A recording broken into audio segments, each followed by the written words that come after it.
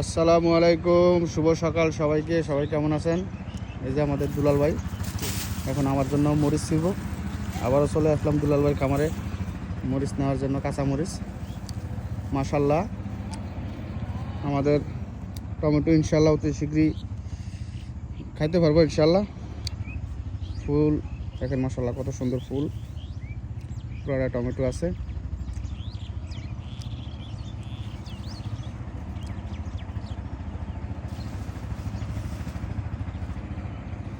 আকাশটাও আজকে অনেক সুন্দর। কালকে এই টাইমে বৃষ্টি হইতেছিল চিটি চিটি, আজকে বৃষ্টি নেই। পাখি বসে রয়েছে কারেন্টের তারে।